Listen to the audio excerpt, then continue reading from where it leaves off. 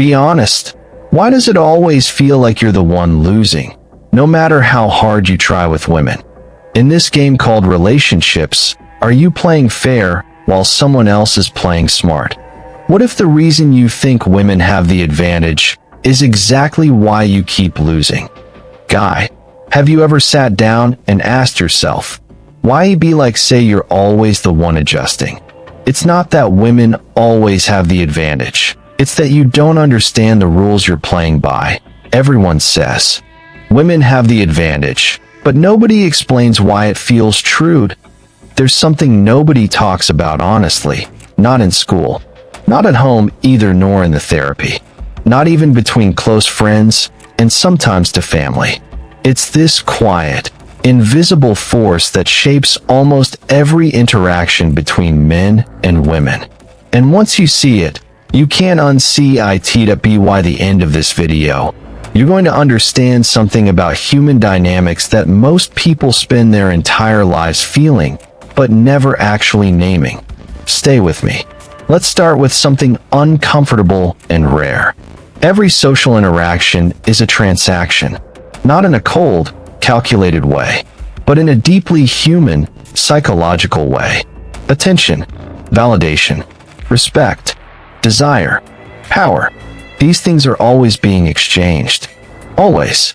And here's the dark truth. In that exchange, women start with more currency. Not because life is easy for them. Not because they don't suffer. Not because the world is fair to them in every way. But because of one specific, ancient, biological truth. Women are the selectors. Men pursue. Women choose. This isn't an opinion. It's evolutionary psychology. Robert Trivers, one of the most respected evolutionary biologists in history, called it parental investment theory.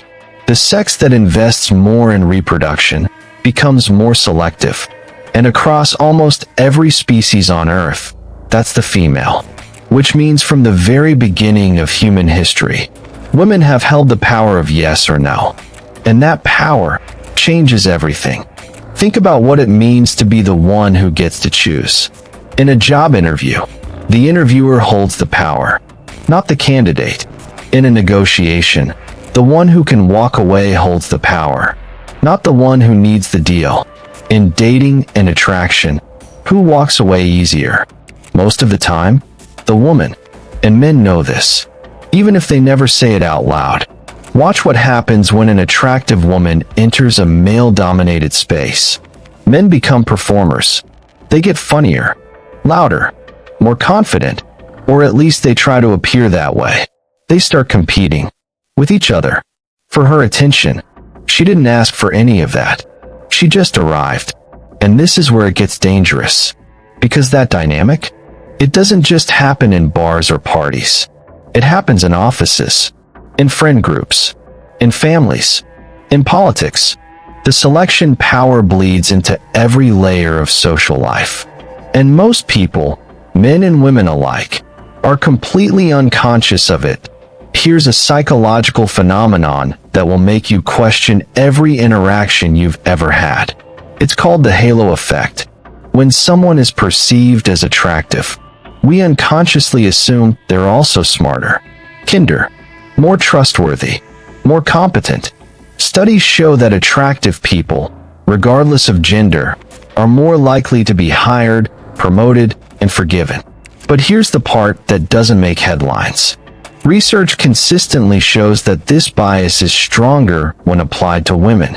A 2012 study published in the Journal of Applied Psychology found that attractive women received significantly more leniency in social and professional judgments than their male counterparts.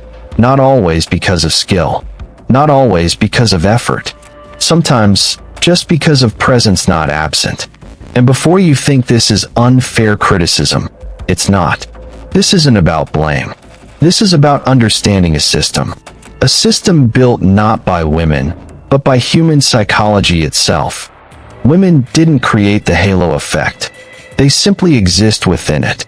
And the ones who understand it, they know how to move through the world in a way most people never will. But here's the truth most men refuse to accept.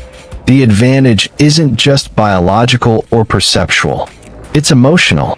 From childhood, girls are socialized differently. They're encouraged to talk about feelings, to read facial expressions, to navigate complex social hierarchies with words instead of fists. By the time a woman is an adult, she has spent years training in something most men never even realize is a skill: emotional intelligence, the ability to read a room, to sense what someone needs, to know what to say, and, more powerfully, what not to say. Daniel Goleman, who popularized the concept of EQ, found that emotional intelligence is often a stronger predictor of success than IQ. And on average, women score higher. Trust me, based on my experience.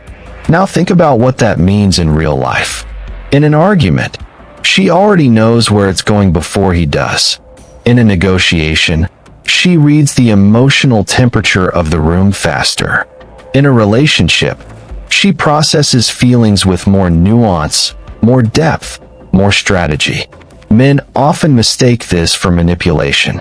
But most of the time it's not manipulation. It's just competence. Emotional competence that men were never taught to develop.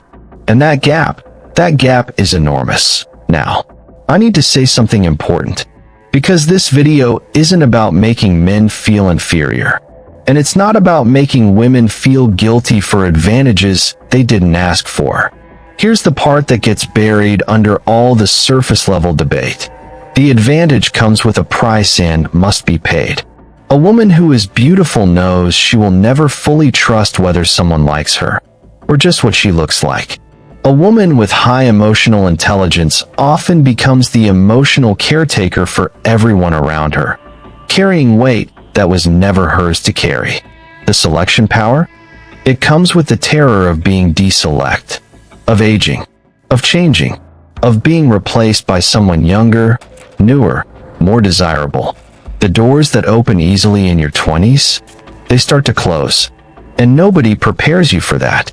So yes, there are advantages, but those advantages are wrapped in a specific kind of loneliness, a specific kind of exhaustion, a specific kind of fear. The woman in the room who everyone looks at, she's also the one who lies awake at night wondering if anyone actually knows her. That's not advantage. That's a different kind of prison. So where does this leave us? Here's what I actually want you to take from this. The advantage women hold isn't magic. It isn't luck. And it definitely isn't something to resent. It's a mirror. It reflects something men have been taught to suppress: emotional depth. It reflects something society has failed to value: social intelligence. It reflects something we've all been conditioned to ignore: the quiet power of presence. The men who understand this don't become bitter. They become students. They start doing the inner work. They develop emotional intelligence. They stop performing and start being. And ironically, those men become the ones women actually choose. Not the loudest, not the most aggressive, not the ones performing the hardest in that crowded room. The ones who are still, the ones who are real. Because here's the deepest psychological truth in all of this. Selection power only matters when someone is worth selecting for. That you've been watching this thinking it was about women. It was never just about women. It was about power. And power, real power, has nothing to do with gender. It has to do with self-awareness. The woman who knows her emotional intelligence is an asset, she uses it. The man who finally stops running from his emotions, he becomes magnetic. The moment you understand how psychological advantage works, you stop being a victim of it, and you stop being resentful of it also.